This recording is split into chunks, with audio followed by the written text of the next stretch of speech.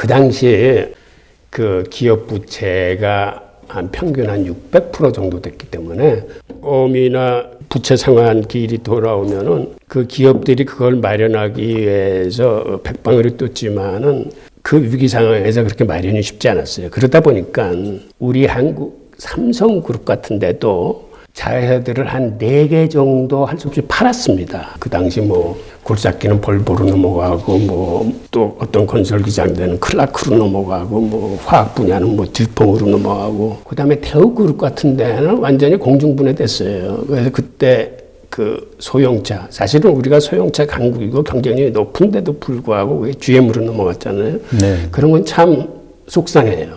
이렇게 해서 기업들이 헐값에 매각됐을 뿐만 아니라 문제는 구조적으로 증시, 상장되어 있는 증시의 우량주들과 금융주들이 아주 헐값에 넘어가게 됐습니다. 그게 어떻게 그렇게 된 거냐면 일단 위기가 닥쳤을 때 주식시장 같은 경우가 최고점 대비 한 40%까지 떨어집니다. 60%가 이제 폭락한 건데 게다가 환율은 800원대 환율이 2,000원까지 뛰어요. 기존 100원이었던 게 주식시장에서 60원 떨어졌는데 옛날에 이걸 사려면은 1대 800이라는 환율로 사야 됐었는데 이게 1대 2,000이 되니까 여기서 60% 떨어지고 여기서 한 2배 반 정도 떨어지니까 정상 가격이 한 15% 정도의 주식들이 그냥 헐값에 넘어가는 겁니다.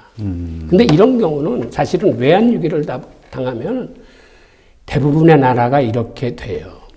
그래서 아까 말씀하셨던 거, 만약 우리가 다른 나라가 위기를 당했을 때 어떻게 하면 우리가 그 기회를 활용할 수 있냐는 거는 사실은 주식시장에서 그쪽에 우량주나 이런 것들을 사는 방법이에요.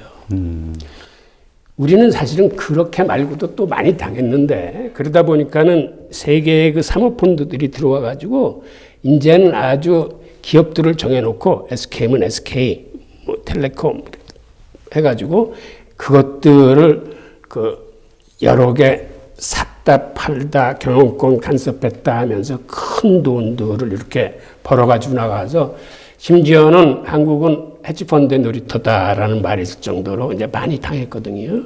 그런데 그런 식으로 다른 나라의 부를 가져오는 건 사실은 마땅치 않아요.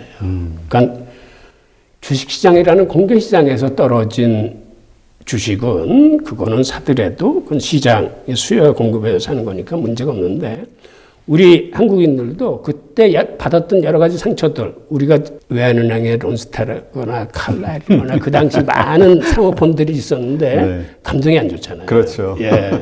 그래서 기회는 많을 겁니다. 앞으로도. 하지만 취득하는 방법에 있어서는 당시 유대인들이 했던 그런 방법이 아니고 우리가 주식시장에서 그렇게 많은 주식이 헐값으로 넘어가는 동안 이제 어떤 일이 생겼냐면 나중에 외국인 자본들이 산 우리 외국인 비중이 사실은 산 금액만큼 더 이상 팔았어요. 그러니까 오히려 예를 들어서 그 사람들이 뭐 5조 달러어치 우리 주식을 샀다라고 가정을 하면 사실은 나중에는 그보다 훨씬 더 많은 금액을 팔아서 이미 투자한 돈은 다 건졌음에도 그 후에 남은 우리나라의 외국인 그 비중이 30%가 넘습니다. 전체 주식시장에, 예, 주주에. 예. 와, 엄청나네요. 예. 이번 위기 때도 보니까 그 외국인 비중이 거의 한 40%까지 우리 연초에 올라와 있었거든요. 삼성전자 같은 경우는 외국인 비중이 한 57%까지 됐는데 이번 위기 때 우리 개미들이 동학혁명이라고 일컬어질 정도로 엄청나게 샀지 않았습니까? 네. 그럼에도 불구하고 한 2%뿐이 차이가 안 나더라고요. 지금도 55%예요.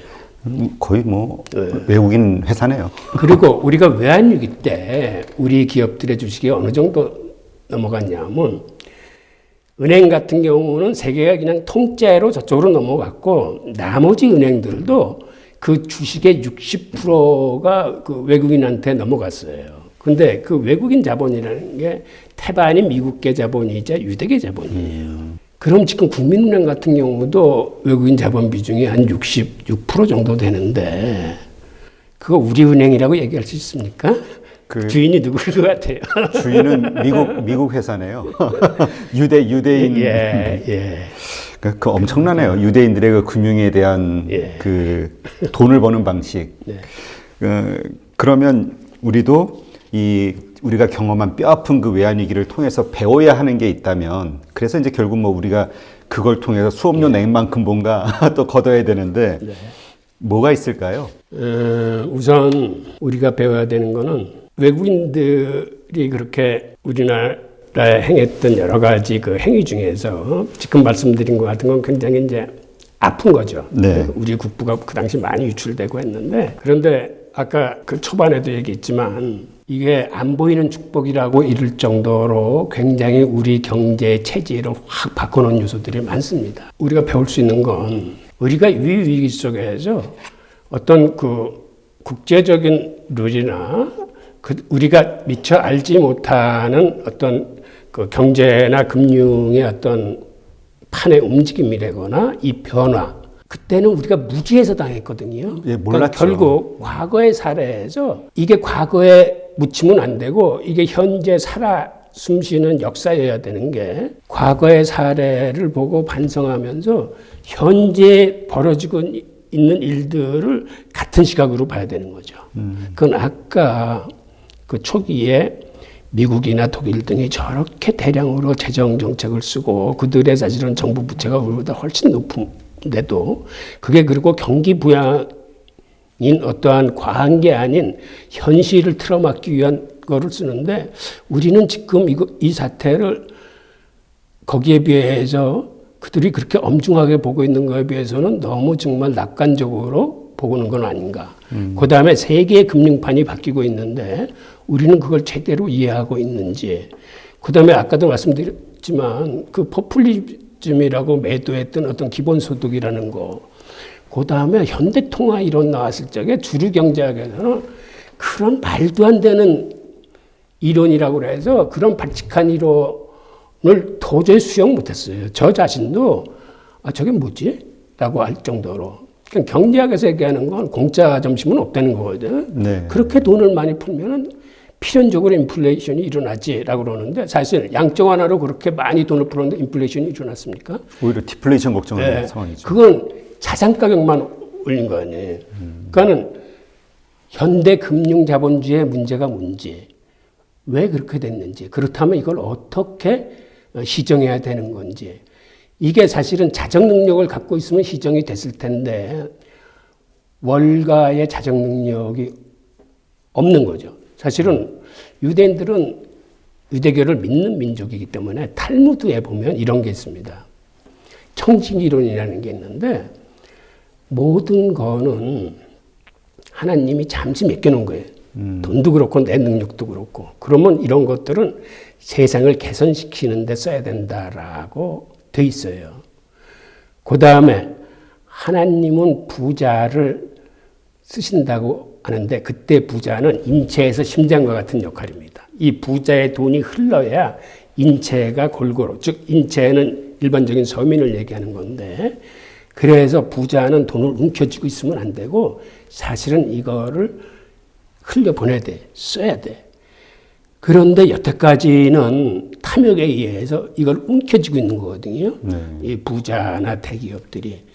그러니까 이거는 그들이 믿는 탈무드 정신에도 맞지 않지만 이거를 그들이 못하면은 사실은 정부가 나서서 해줘야 되는 거예요. 1929년 그 대공황이 왔을 때 프랭클린 루즈벨트 대통령이 중간에 당선이 됩니다. 근데 그 양반이 했던 게 뭐냐면 취임 다음 날 모든 은행들을 일시에 다 정지시키고 감사관들을 다 투입을 해요. 그래서 부술 채권을 다 찾아내고 살릴 은행과 죽일 은행을 딱 나눈 다음에 한 열흘 후에 다시 문을 엽니다. 그래서 부술 채권을 모아서 배드뱅크를 만들어서 거기다 직접적인 구조조정을 통해서 부실을 해소하면서 신용정책을 일거에 해결을 해요. 그런데 이번 2008년도 글로벌 금융위기가 터졌을 때 그 당시 버냉키가 그 양반이 대공황 전문 학자예요. 네. 그 양반이 이걸 누구보다도 잘 알아요. 그래서 미국 의회를 설득해서 우리가 배드뱅크를 설립하게 8천억 달러를 달라 해서 사실은 돈을 받았어요. 그런데 결국 배드뱅크 만들지 못했어요. 왜 그러냐면 월가의 그 유대 원로들이 협조를 안 한 거예요. 즉 배드뱅크 만들어서 부실 채권 넘기면은 그 휴지 조각으로 다 날아가는데 그렇게는 못하겠다. 돈을 풀어라. 그래서 주식시장 살려라. 당시 재무부 장관 연주원 이 양반들 다 유대인인데 유대인이 유대인을 설득을 못 시키는 겁니다. 즉 정부가 월가를 이기지 못해요. 두 번째 내놓은 방안이 그러면 너희 은행들 지금 당장 돈이 필요한데 일단은 임시 국유화를 하자. 주식 내놓으면 돈 주겠다. 대신 우리 이거 의결권을 행사하지 않겠다. 걱정하지 말고 달라 했을 적에도 처음엔 응하는 듯 하다가 결국 안 응했습니다. 혹시라도 국유화 될까 봐. 그래서 세 번째 무슨 방안을 내놨냐면 그러면 현실을 알아야 되니까 채권의 시가평가제를 하자. 그 장부 가격으로 하지 말고 지금 시중 가격으로 다시 계산을 하자. 그것도 응하지 않았어요. 결국 그래서 헬리콥터 번영기가 된 겁니다.